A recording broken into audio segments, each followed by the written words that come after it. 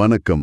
இன்னைக்கு நாம கொஞ்சம் சுவாரஸ்யமான ஒரு விஷயத்த பார்க்க போறோம். பாகிஸ்தான் பிரதமர் அவரோட ராணுவ தளபதிக்கு ஒரு போட்டோ பரிசா கொடுத்திருக்காரு. ஆனா விஷயம் என்னன்னா, அந்த போட்டோவே ஒரிஜினல் இல்லையாம். இந்த பரிசு கொடுத்த நிகழ்வு, அதுக்கு பின்னால இருக்கிறதா சொல்லப்படுற சில தகவல், போர் உத்திகள் பத்தி இந்த குறிப்புகள்ல இருக்கு.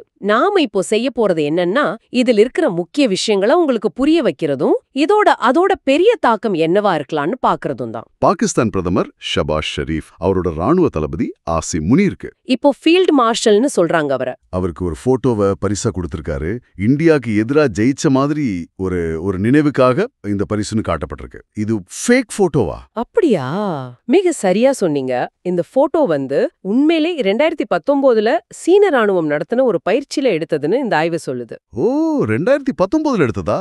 கூகுள் ரிவர்ஸ் இமேஜ் தேடல் வழியா இத கண்டுபிடிச்சதா சொல்றாங்க. இவ்ளோ பெரிய பொறுப்புல இருக்கிறவங்க இப்படி ஒரு போலியான படத்தை வெளிப்படையா பரிசா கொடுக்கறது ரொம்ப ஆச்சரியமா இருக்குன்னு இந்த குறிப்புல பதிவு செஞ்சிருக்காங்க. இது மட்டும் தானா, இல்ல இது மாதிரி வேற சம்பவங்களும் நடந்திருக்கா? இது ஒரு எதேச்சையான தப்பா தெரியலையே.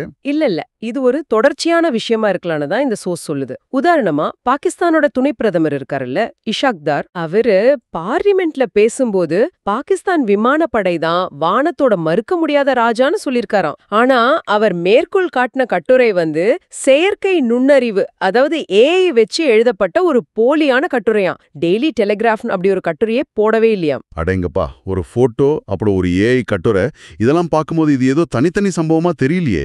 இதுக்கு பின்னால ஒரு பெரிய திட்டம் இருக்கிறதா இந்த சோர்ஸ் நம்புதா? இது ஒரு பரந்த தகவல் போர், அதாவது இன்ஃபர்மேஷன் வார் அப்படிங்கிற ஒரு விஷயத்தோட ஒரு பகுதி தானே இந்த சோர்ஸ் வாதிடுது. அரசுகளை திட்டமிட்டு எதிரி நாடுகள் கிட்டையும் உலக அளவிலையும் தங்களுக்கு சாதகமான ஒரு கருத்தை உருவாக்க, இல்லனா எதிரிய பலவீனப்படுத்த பொய்யான தகவல்களை பரப்புவாங்க இல்லையா, அதுதான். பாகிஸ்தானோட இந்த செயல்களுக்கு பின்னால சீனாவின் உதவி கூட இருக்கலான்னு ஒரு சந்தேகம் எழுப்பப்படுது. சீனாலிருந்து வர படங்கள் சோசியல் மீடியால பரப்பப்பட்டு இந்தியாவுக்கு எதிரான வெற்றி கதைகள் புனையப்படுறதா இந்த குறிப்புகள்ல சொல்லியிருக்காங்க. ஆனா இது கொஞ்சம் ஆச்சரியமா இருக்கே. இந்த விஷயங்கள் எல்லாம் உலக அளவுல பெரிய நியூஸா வரலன்னு இந்த சோர்ஸ் கொஞ்சம் வருத்தத்தோட சொல்லுது போல. ஆமா, சர்வதேச மீடியாக்கள் இத பெருசா கண்டுக்கலன்னு சொல்லப்படுது. ஏன், ரஷ்யாவை சேர்ந்த ஒரு யூடியூபர் கூட பாகிஸ்தான் சொல்றத மட்டும் வச்சுக்கிட்டு இந்திய விமானப்படைக்கு பெரிய சேதம்னு ஒரு வீடியோ போட்டதா இந்த குறிப்பு சொல்லுது. இது தகவல் போரோட சிக்கலான தன்மையை காட்டுது இல்லையா? ரஷ்யான்னு சொன்னதும் ஞாபகம் வருது. ரஷ்யாவுக்கும் இதுல எதுவும் பங்கு இருக்குன்னு சோர்ஸ் சொல்லுதா? ஏன்னா அவங்களும் இந்தியாவுக்கு ஆயுதம் விக்கிறாங்கல்ல. ரஷ்யாவோட அரசு ஊடகமான ரஷ்யா டுடே கூட ரஃபேல் விமானங்கள் பத்தி, அதோட செயல்பாடு பத்தி தப்பான செய்தி பரப்புனதா இந்த ஆய்வு சொல்லுது. ஒருவேளை ரஷ்யாவோட அந்த Su-47 விமானங்களை இந்தியாவுக்கு விற்க முயற்சி செய்யறாங்களோன்னு ஒரு கோணம் இதுல சொல்லப்படுது. வர்த்தக ரீதியான போட்டியா இருக்கலாம். ஏன் அமெரிக்க மீடியாவில சில பிரிவுகளும் இதே மாதிரி ரஃபேல குறி வைக்கிறதாவும் ஒரு குற்றச்சாட்டு இதுல இருக்கு. அப்போ இது வெறும் பாகிஸ்தான் சீனா விஷயம் மட்டும் இல்ல, இன்னும் பல நாடுகள் பல காரணங்கள் இதுல சம்பந்தப்பட்டிருக்கு போல இருக்கே. பாகிஸ்தான் ஒருவேளை சீனாவின் உதவியோட ஒரு பொய்யான விவரிப்பை பரப்பிட்டு வருது.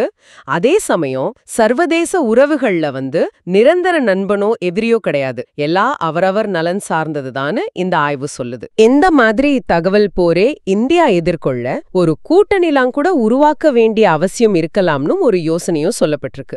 ஆக நாம இப்ப பார்த்த இந்த குறிப்புகளோட சாராம்சம் என்னன்னா, பெரிய அளவுல அரசாங்க அளவிலே கூட திட்டமிட்டு தப்பான தகவல்கள் பரப்பப்படுறது, அதுவும் இந்த காலத்துல உலக அரசியல்ல ஒரு சாதாரண விஷயமாயிட்டு வருது. பாகிஸ்தான்ல நடந்ததா சொல்லப்படுற அந்த சம்பவங்கள் அதோட தீவிரத்தை நமக்கு காட்டுது. இது வெறும் ஃபேக் நியூஸை கண்டுபிடிக்கிறது பத்தின விஷயம் மட்டும் இல்ல. தகவல் அப்படிங்கறதே இன்னைக்கு ஒரு புவிசார் அரசியல் ஆயுதமா மாறிடுச்சு. எப்படி நாம ராணுவ பாதுகாப்புக்கு வியூகம் வகுக்கிறோமோ, அதே மாதிரி தகவல் பாதுகாப்புக்கும் ஒரு வியூகம் தேவைங்கிறது தான் இதுல இருந்து நாம புரிஞ்சுக்க வேண்டிய ஒரு முக்கியமான பாடம்னு தோணுது. இதெல்லாம் கேட்கும் போது எனக்கும் ஒரு கேள்வி வருதில்ல.